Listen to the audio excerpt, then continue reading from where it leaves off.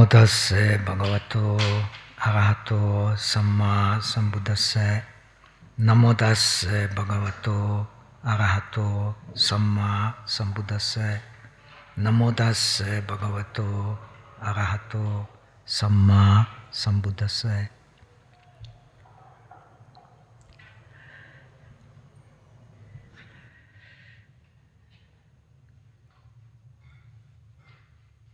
So we have started by explaining the scope, fun way, of the Shamatha practice. Then we are continuing by explaining the causes of Shamatha. And in the third stage, we will explain the techniques and the progress in Shamatha. And this we will explain in brief. During the course, we will have chance to go into great detail.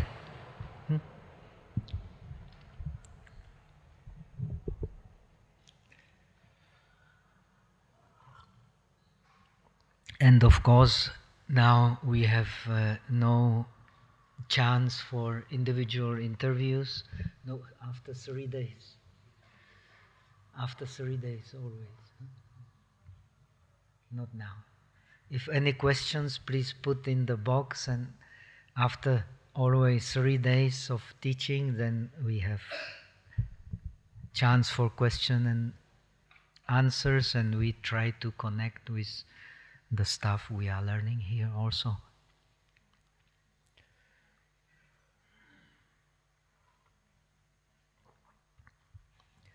So, in this brief introduction, we have no chance for individual interviews, but we will do them during the course. Then you can get the complete picture, because we can only,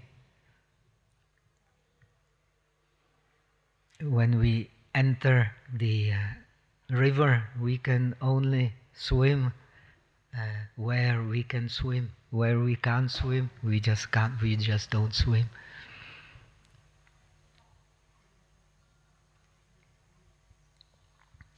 So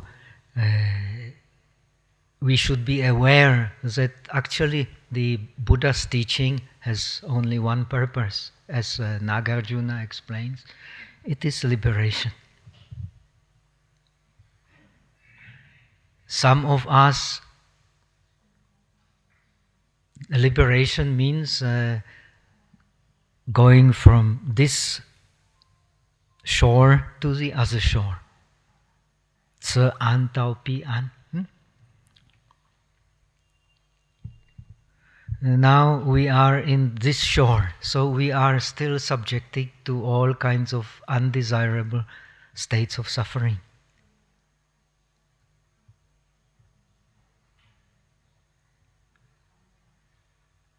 We have explained, the more gross our mind is, the deeper the states of undesirable sufferings are. So the undesirable suffering depends on the depths of our grossness.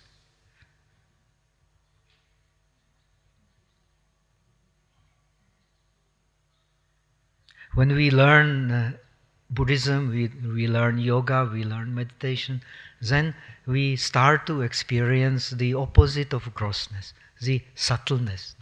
We have explained the prashrabdhi, which your text explained as purity for good reasons. But it implies not only purity, it implies actually all the positive sensations and perceptions that we can have.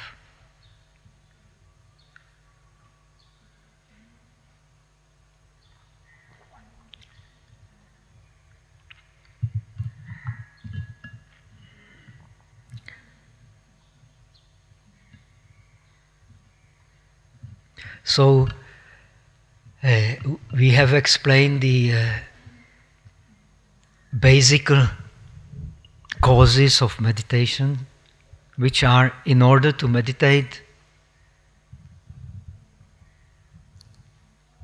if we are not yet familiar with meditation, we need an object. Without an object, a normal person, unless we have been already realized in our past lives,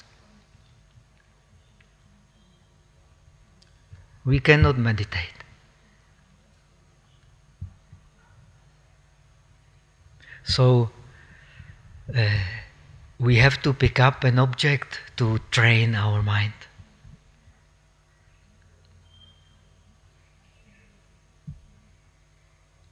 So that's why in the Indian tradition this object is called karmasthana or kamathana, yechu.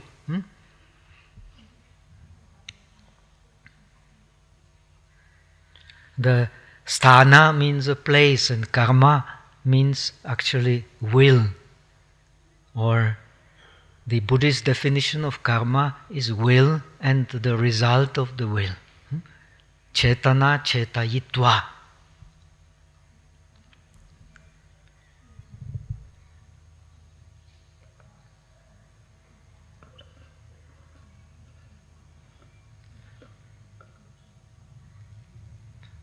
Now we are learning about the karma and the result of karma, so we are experiencing our body is a result of our karma, our mind is a result of our karma, but according to our Buddhist conception, we can change our karma by practicing the positive, active karma.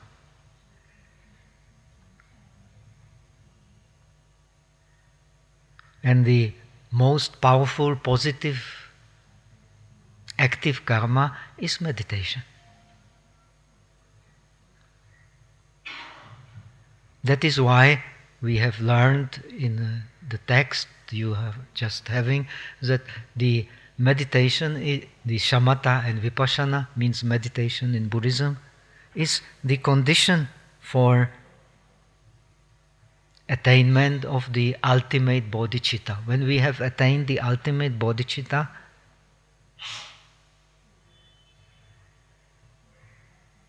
we are bound for Buddhahood.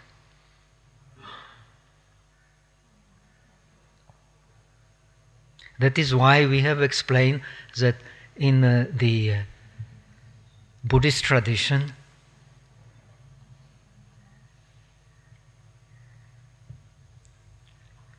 there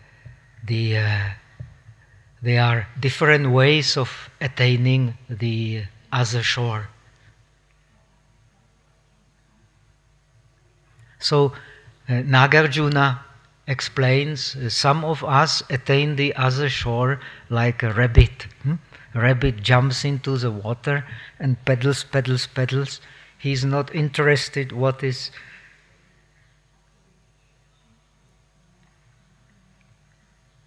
between this shore and the other shore.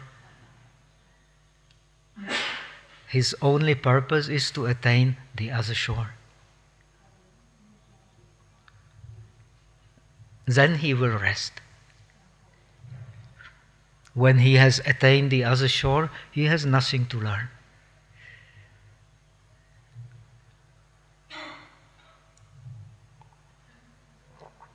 Now, some of us, they want to touch what is in between this shore and the other shore. They want to place their feet in different places at the bottom of the river.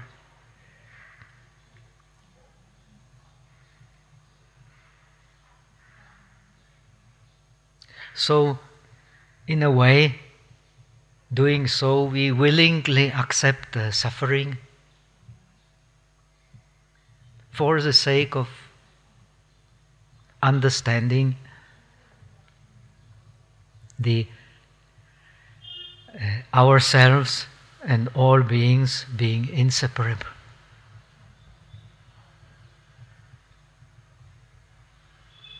Now,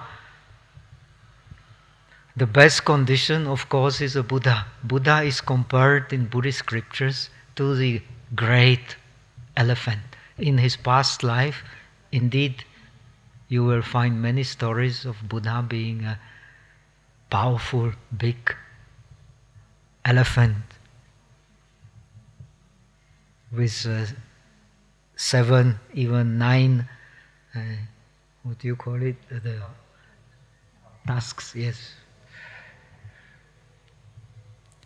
In Chinese they say just teeth, no?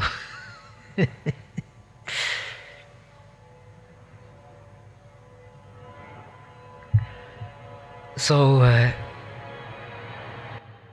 if we want to have become a big elephant with 7, 9 or more tusks, then just like the Buddha in his past lives, we have to accept suffering, and we have to penetrate suffering completely.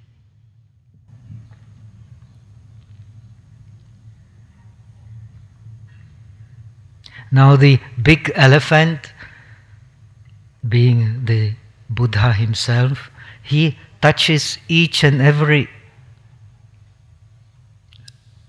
spot between this shore and the other shore. This is the state of the Buddha.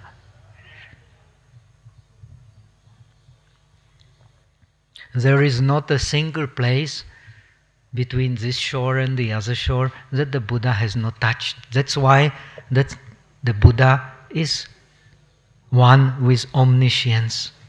Omniscience in all aspects.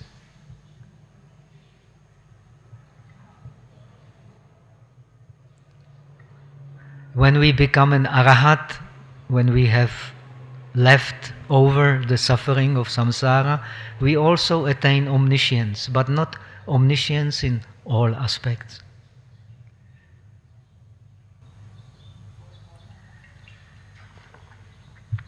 Omniscience in all aspects means omniscience into all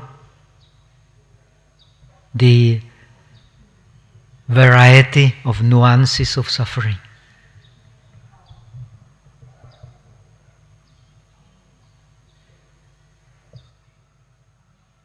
So, because the Buddha has understood all them with his own body and mind, by touching them, as we have explained, when we want to understand Buddhism, Buddhism is a very practical philosophy.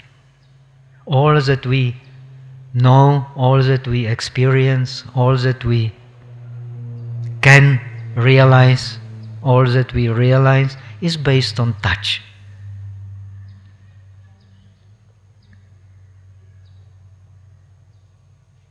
The Buddha, as opposed to us, he has touched everything. It does not mean he knows what we have eaten for the breakfast, but it means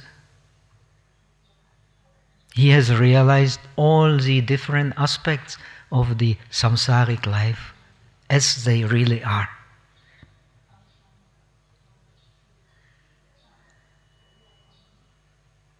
So his bodhicitta has completely ripened. We have explained the practice of bodhisattva is the realization of bodhicitta. When this realization has fully ripened, we become Buddhas.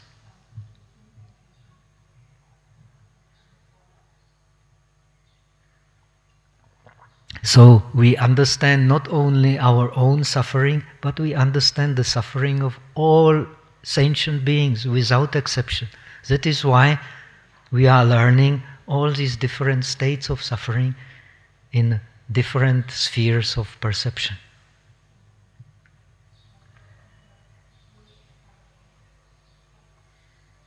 All of them, they are experienced by touch, and the touch is a result of our karma.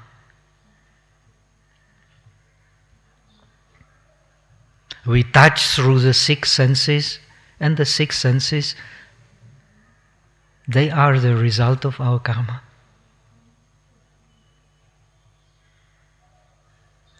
So when we see something, we touch the color by means of the sensitivity of our eye, which is a result of our karma. And so on for all the other senses.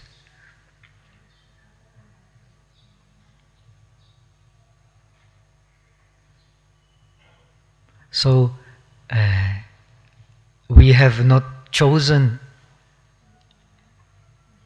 this sensitivity. This sensitivity is a result of our deeds.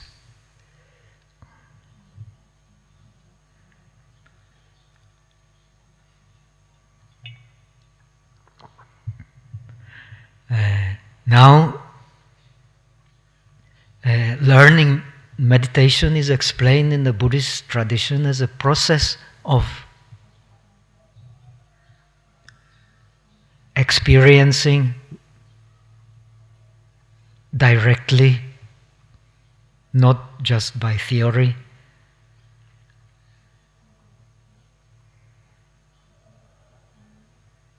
all different states of perception from the most gross to the most subtle.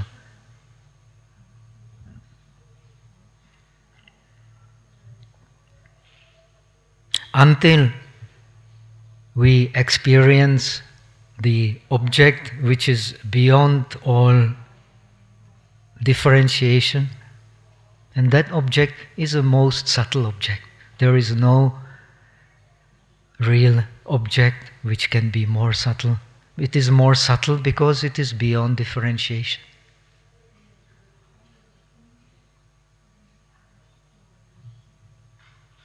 All the other objects that we experience, they are subtle, but in terms of differentiation.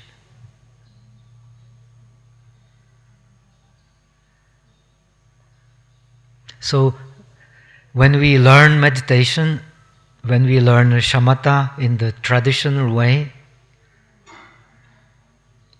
we experience step by step all these different stages of more and more subtle perception until we experience the most possible subtle perception in the samsara, which is in Buddhism called neither perception nor non-perception. Fei xiang, fei fei xiang.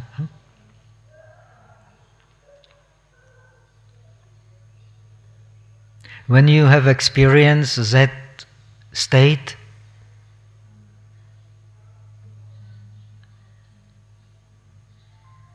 there is no more subtle state in the samsara which can go beyond this subtlety. The more subtle state is only nirvana.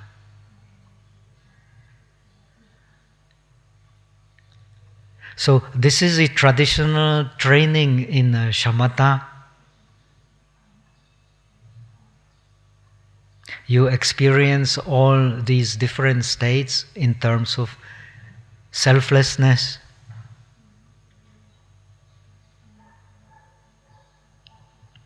we realize selflessness because of understanding of impermanence and understanding of suffering, of impermanence. Because we know selflessness based on impermanence and suffering of impermanence, we can penetrate the emptiness.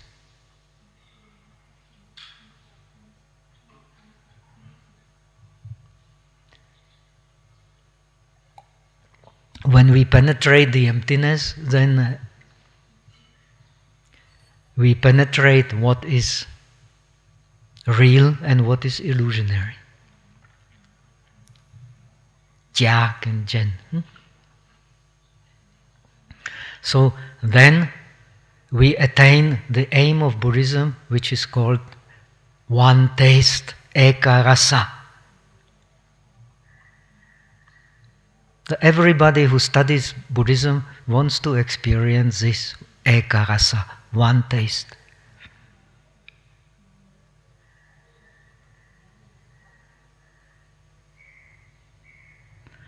So actually our experience when we are realized becomes one taste, I-way, eka rasa.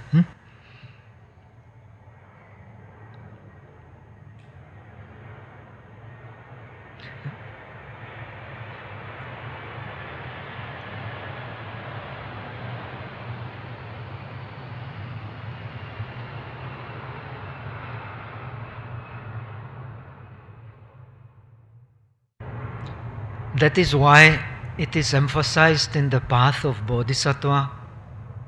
The teachers of the Mahayana emphasize that actually the Four Noble Truths, which is the object of insight, boils down to one single truth. There is no other truth.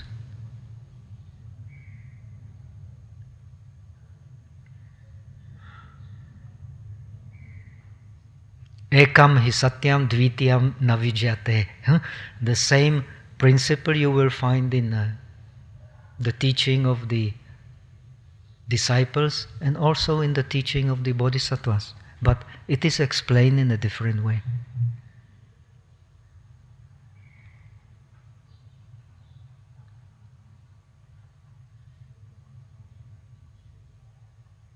When we want to practice the path of bodhisattva, we actually attune our meditation, we attune shamatha and vipassana to this principle of one taste, one reality. There is no other.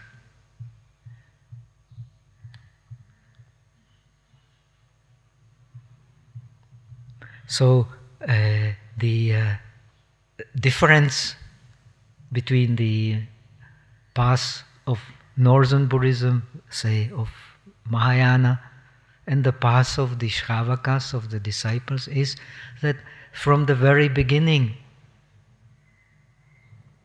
when we want to practice the realization of bodhicitta, we practice the contemplation of one single truth, one single reality.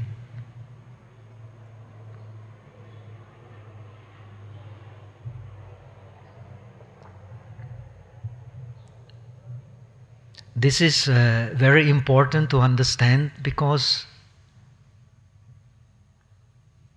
when we practice meditation in the path of the bodhisattvas, from the very beginning we should have awareness of this one truth. When we practice the path of the disciples, we contemplate many, many truths.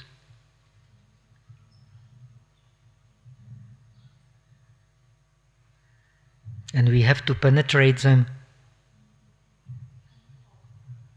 by touching them in order to realize the one truth, which is same, the nirvana.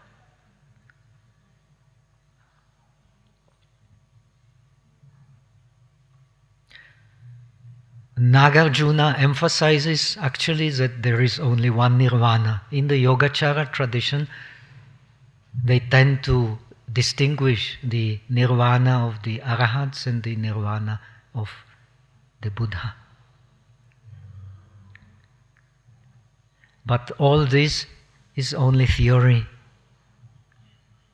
When we understand Buddhism, we will see very clearly what really matters is the experience, not the theory.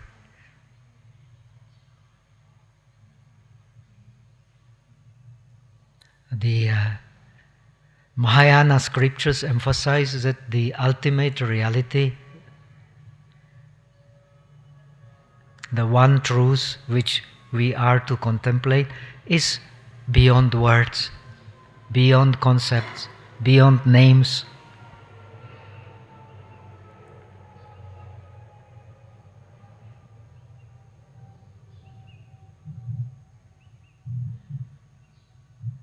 So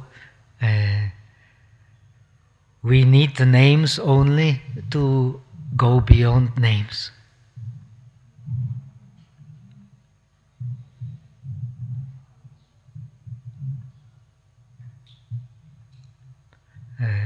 But without names, we cannot meditate.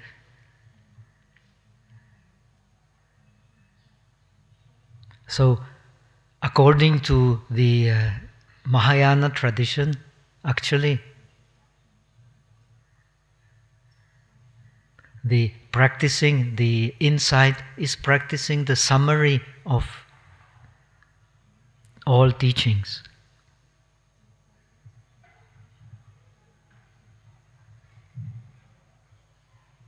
Summary of all names, summary of all concepts.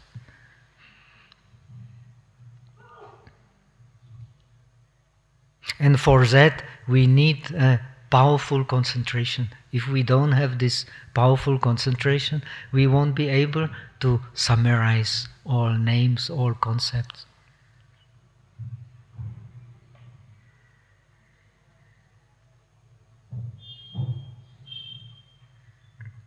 So now we come to the shamatha, being the base.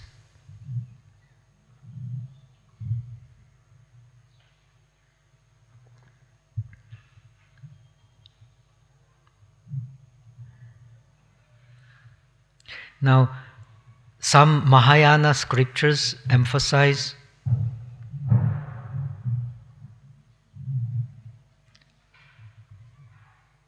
that one who becomes an arahat,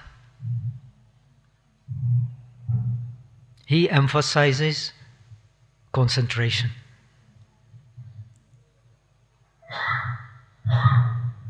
But his wisdom is lacking behind.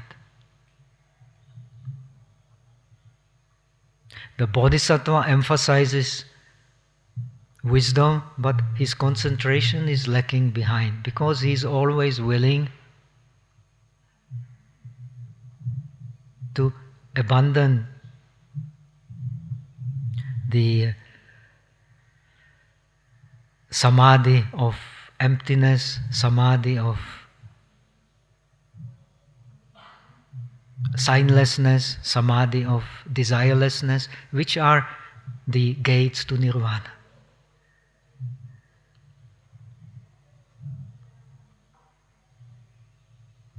He abandons them because his aim is to penetrate all aspects of reality.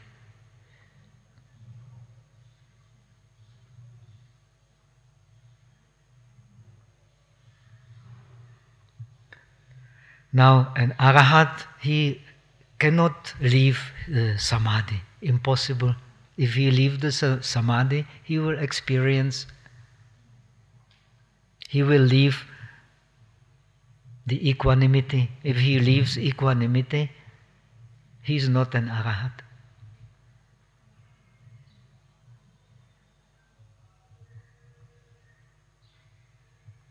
Now, as opposed to that, the bodhisattva can leave equanimity. He can experience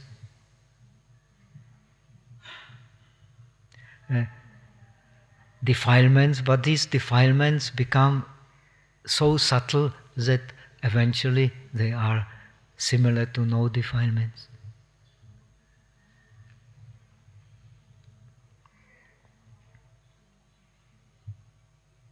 So the explanation of shamatha and vipassana in the Mahayana scriptures, in the northern tradition, is attuned to this understanding.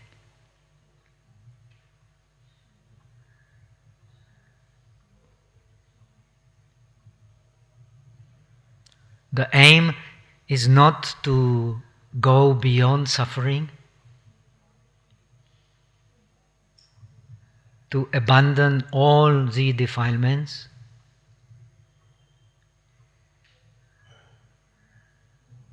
but the aim is to train the mind, the soul, that it ceases to suffer in samsara.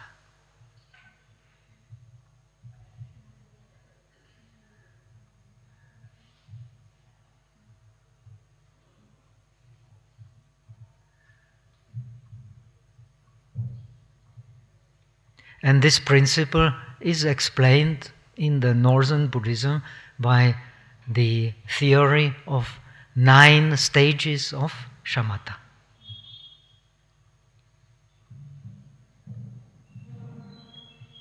You don't find this theory in the basic scriptures, you will find them only in the scriptures written by the teachers of Mahayana, starting with Asanga in the Yogacara Bhumi Shastra.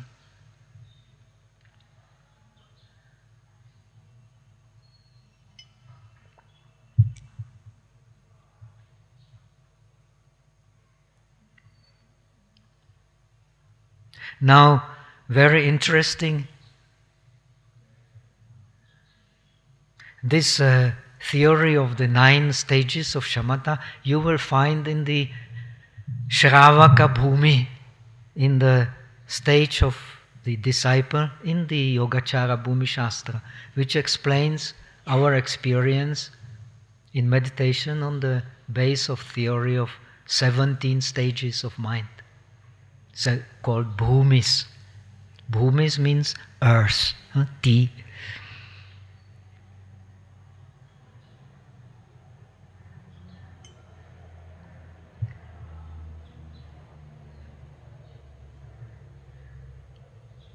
The all exponents of meditation in the Mahayana tradition have been directly or indirectly influenced by this theory.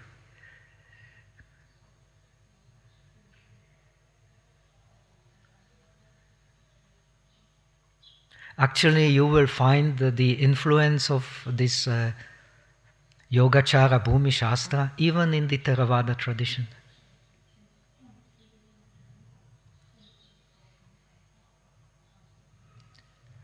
Namely, in the book called the Charita, which is actually in a way based also on the description of the Bodhisattva path in the Mahayana literature.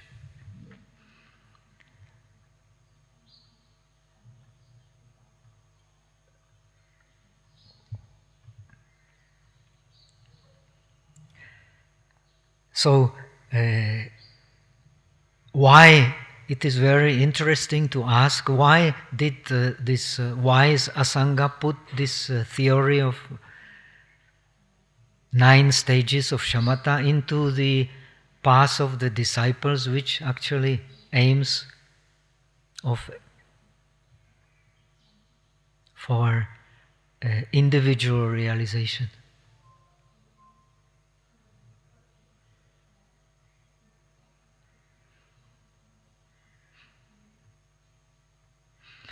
Actually, the whole Buddhist literature is based in Pragya Paramita.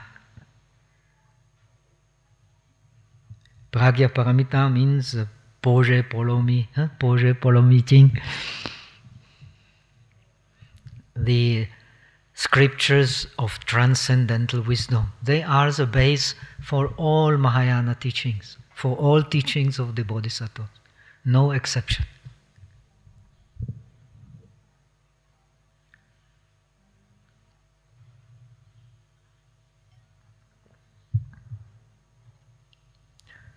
Now, you will find that in the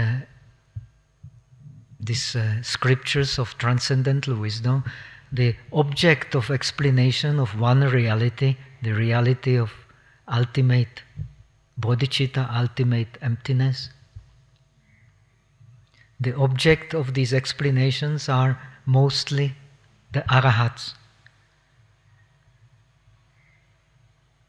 the accomplished disciples, arahat, lohan, like Subhuti, Shariputra, Ananda, and so on. There are also exceptions. Some transcendental wisdom is taught by different gods also, but mostly to disciples.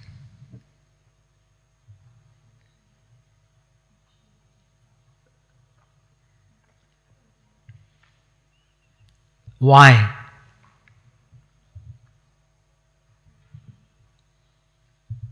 Because for a disciple, if he gives rise to a great compassion, these teachings of the Bodhisattva path are very easy to understand. Because his mind is pure,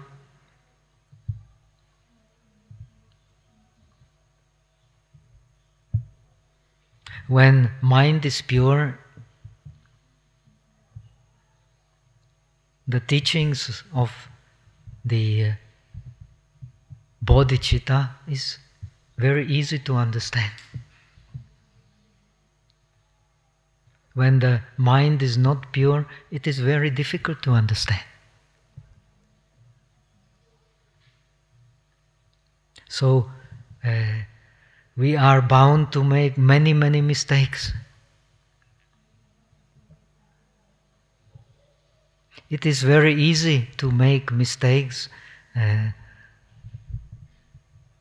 when the mind is not pure.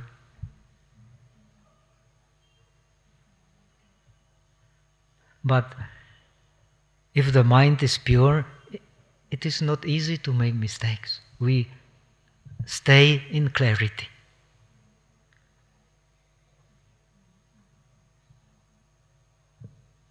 That is why the object in the early Mahayana, the objects of the Mahayana teachings are actually the arahats. They are those who can very easily understand these deep teachings of one reality. Because they have no place for defilement in their mind.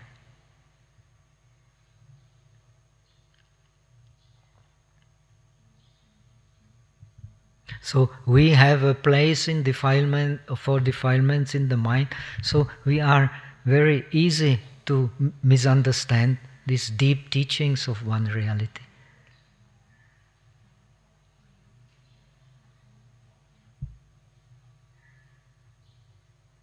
So that is why we need the skillful means.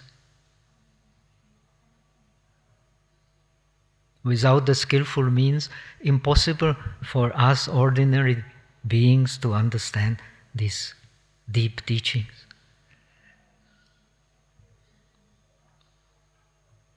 So the scriptures of Mahayana emphasize, without the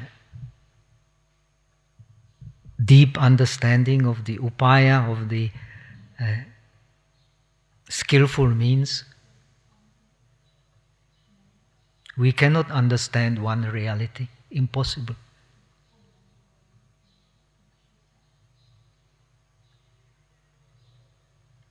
The deeper our understanding of the skillful means, the easier it will be to understand.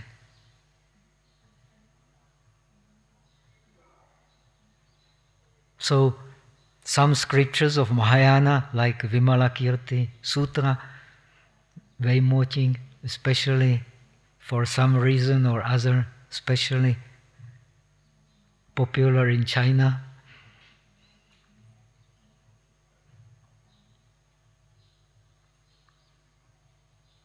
Very interesting to ask why so popular in China.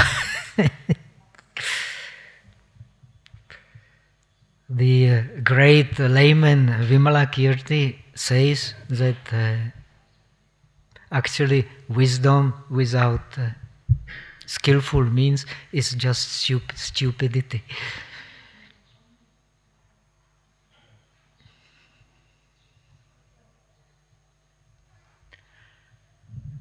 Anyway, now we are not discussing philosophy, we are discussing the methods of shamatha, but we need a deep understanding to attune to the shamatha practice in the Mahayana.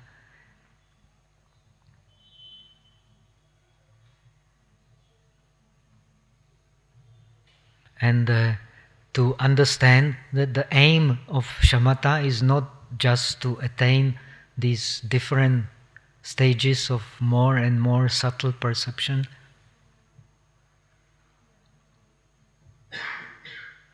but it is to train the mind so that it can stay in samsara without suffering.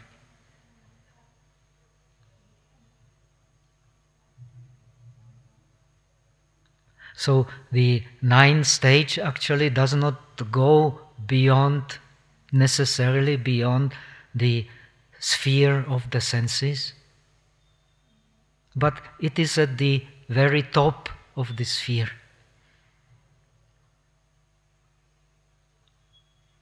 The original concept of shamatha is to go beyond the sphere of the five senses. Very important to understand.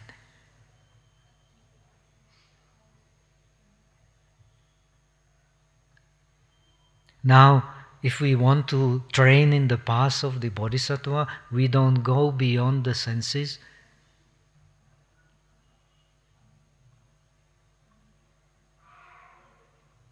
Through the senses we understand the suffering of samsara and the liberation from samsara. So, in a way, the shamatha and vipassana in the northern tradition is attuned to this principle.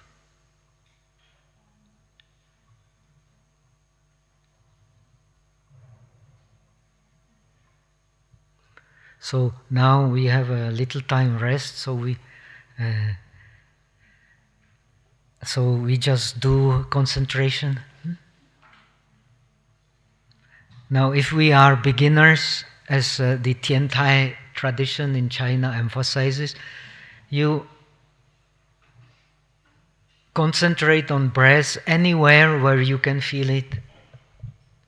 If you are a complete beginner in meditation, just feel the breath where you can feel it and stay there.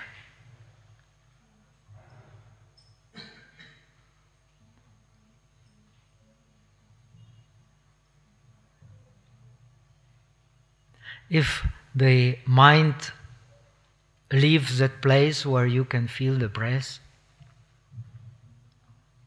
then you will have to remind yourself of your object. If you don't remind yourself of your object, your mind will start thinking about something else. So, if you work on the blue color, you repeat to yourself, blue, blue, with open eyes, blue, blue, blue, until the mental picture of the blue becomes very, very clear, so that you don't need to open your eyes anymore.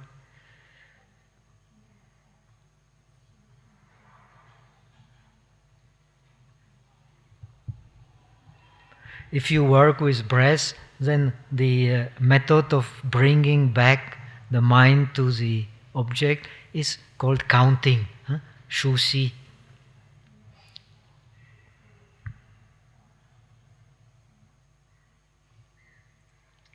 So you count the breath, or you remind yourself, I'm breathing in, I'm breathing out, to stay with the meditation object. This is the first step.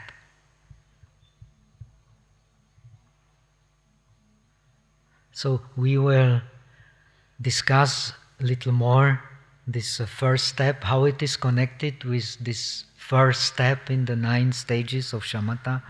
This first step in the 9 stages of shamatha is called sthapayati in Sanskrit, which actually literally means establishing. I think in your book they translate it as application, no?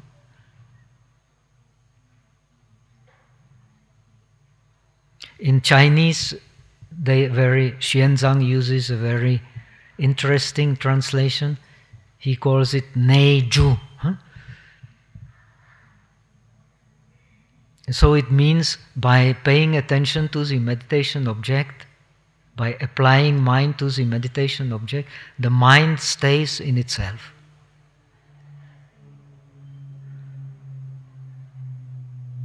This is the beginning of meditation. When we meditate, we want to experience everything in the mind.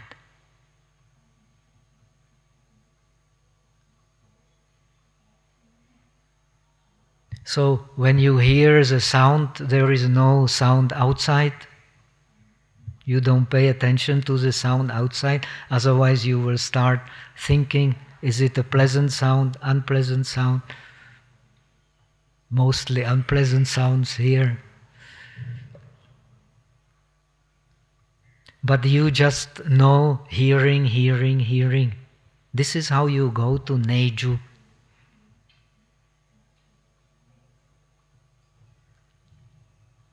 Then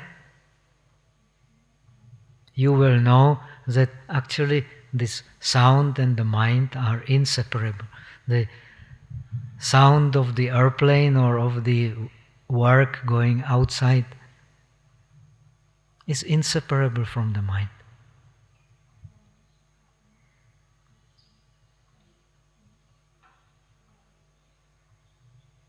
It is in the mind. This is Neju. So let us just do it.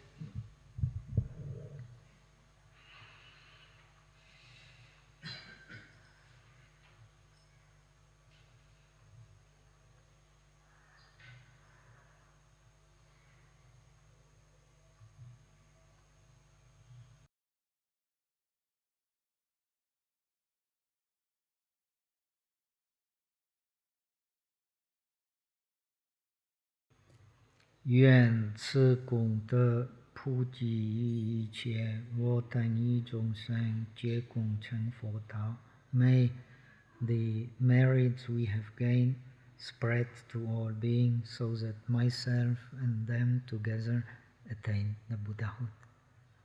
Thank you.